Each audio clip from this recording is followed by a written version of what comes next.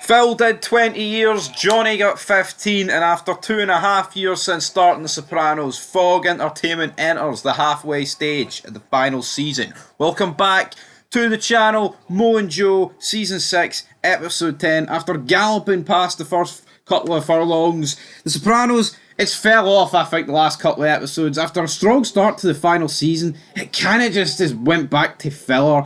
People began to miss episodes, and it's just not really clicked at all, hasn't it not? Nah, it is really not. I mean, even this episode, I think Chris appeared for about 30 seconds.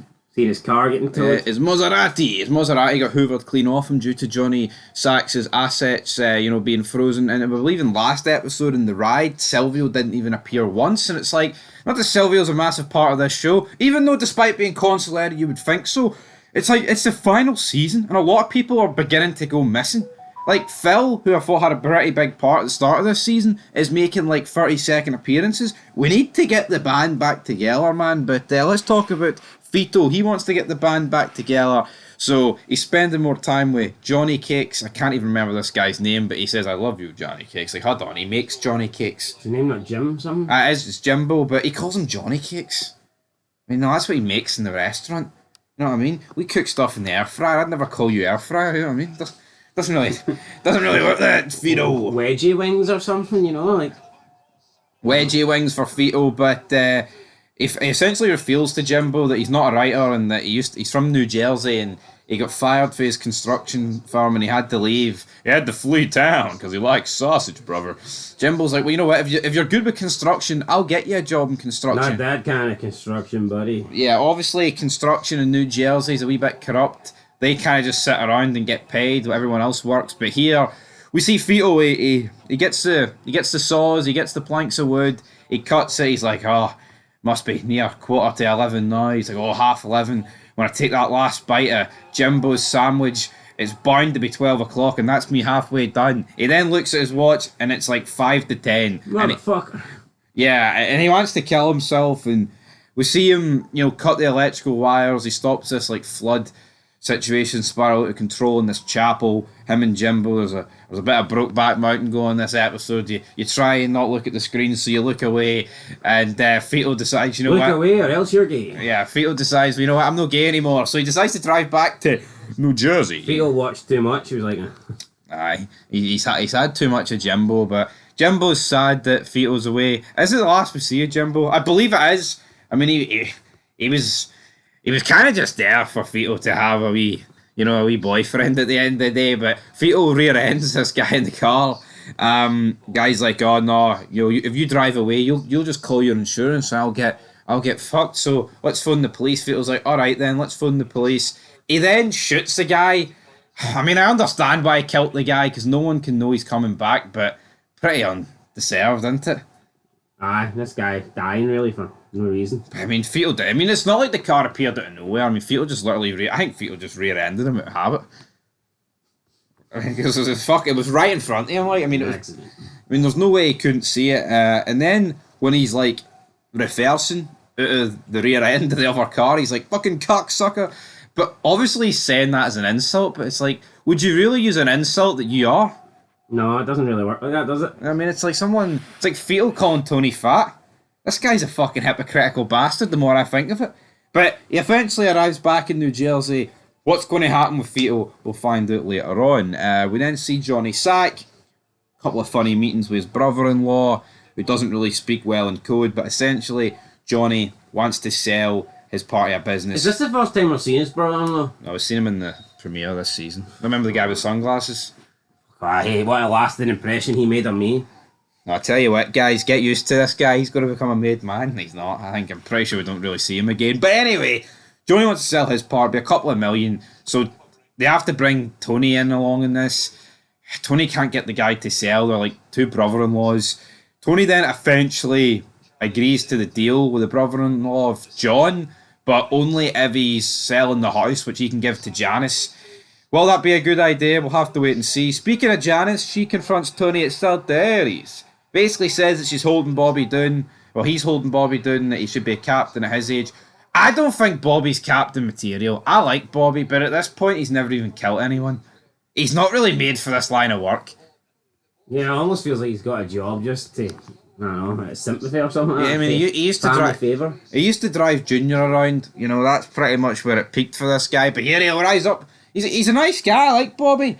But Tony makes fun of his wee model train That's habit. probably why he's not cut it for this business, because the other nice guy. He owns Lionel, because Janos referred to the guy that, you know, actually invented like Hornby and all that shit. But yeah, we see Tony speak to Dr. Melfi about this situation. I don't know what it is. See the Dr. Melfi and Tony scenes. They've outlived their welcome. I think they could have gone seasons ago.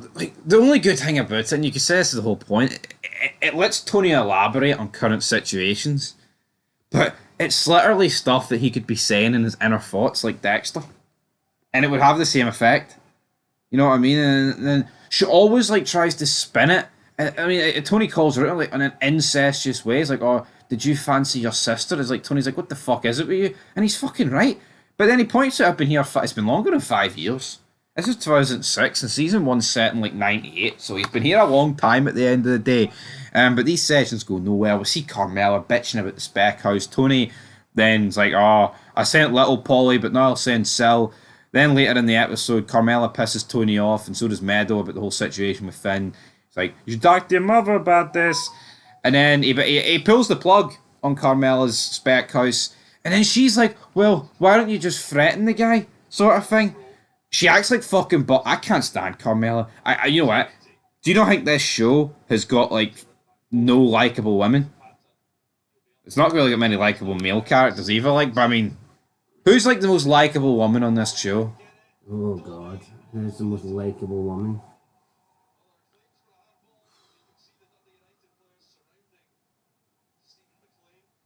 It's a tough one. I think. Would it be Meadow? Would it have been Adriana? I don't know if they're likable. Like, I mean, Yeah, it's a mob show, right? I'm not expecting the wives to be, but then you see, I don't get it. I don't. I feel like every single character in this show just comes across as a dickhead. I mean, I guess Christopher's new wife. We don't really know much about her. We don't know much about she's her. the most likable. I don't know. But yeah, I mean, the mother, the sister, every female in Tony's family just seems to be an absolute arsehole. Bobby then goes makes a collection. Oh, the Dolphins did well this week. And then a couple of black guys that were up to no good started making trouble in Tony's neighbourhood, and they battered Bobby. And you know what, though, Couple right? of black. They look like kids. Yeah, they looked about 12. Some of them were about 12. Some were younger than 12. I'd say some were probably about like mid-teens. But like, you know the way this show, they'll have Bobby, right? They'll have Bobby look weak here. They would never do this to Tony. Wouldn't they not? Like they can say, oh, it's that part of Newark. What's Bobby doing out there at night?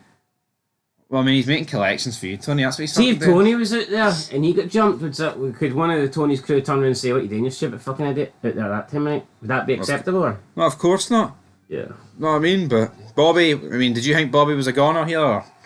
But a pretty weak fucking death, to be honest. If these no-name black kids shot him. A bit unnecessary as well. Like, I think they needed to kill him. Like, but they had to shot him. Yeah, he tried to kill him. Yeah, he's blind for the foreseeable future. We'll see what happens to him. But yeah, Any word to payback? Tony didn't seem too pressed on it.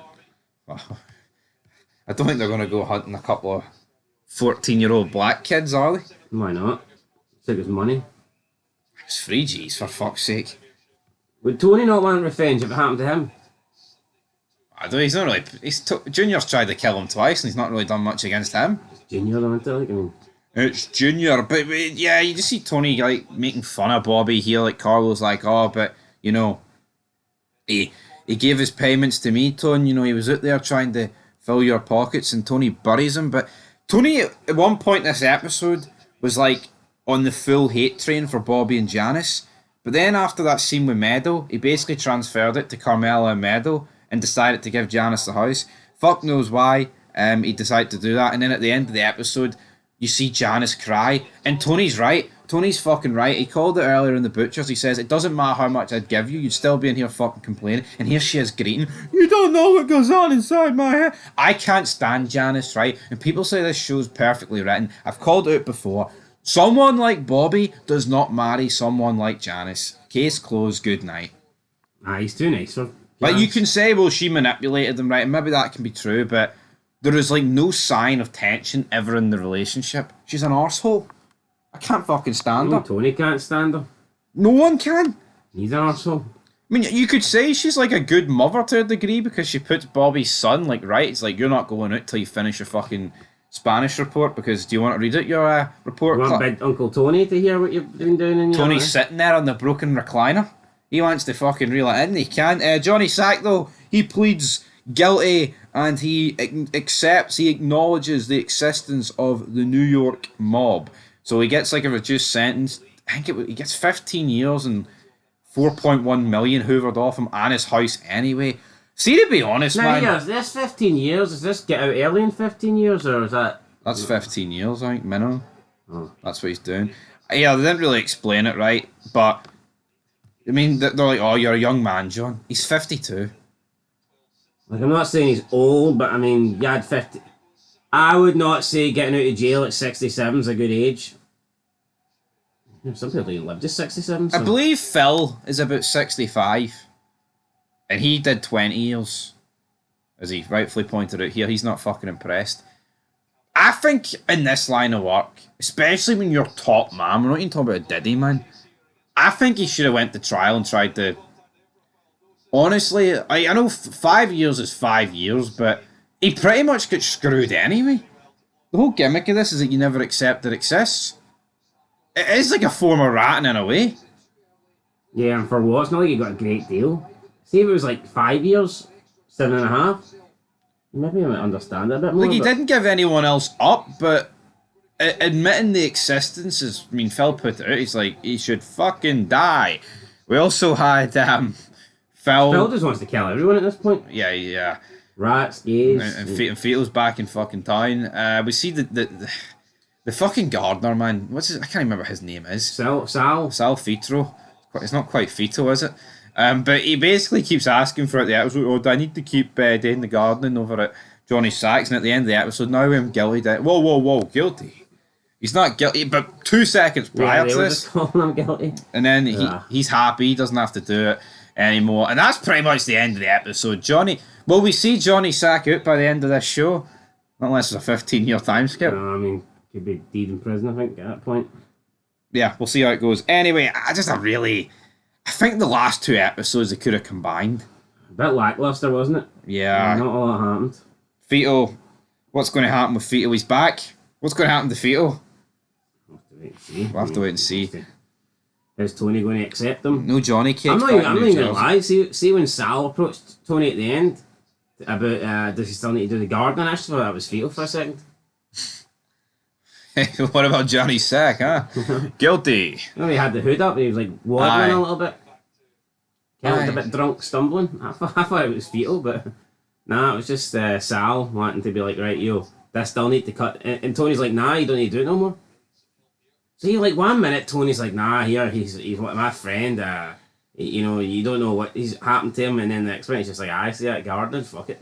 Fuck Johnny Sack. Anyway, that's the end of the episode. I'll give a 5 straight in the middle. It was very... 5 for me as well. I mean, not terrible, but not one of the better episodes. Like, it's weird. I feel like in the past there's a lot of Sopranos episodes where the story just doesn't advance. And here, Feto's back. Johnny Sack gets his sentence and official. And, Bobby's moving up, I guess. But it just felt extremely fucking slow. Like Feto walking down an icy driveway, man. It was slow as fuck anyway. 5 out of 10. Till next time. Peace.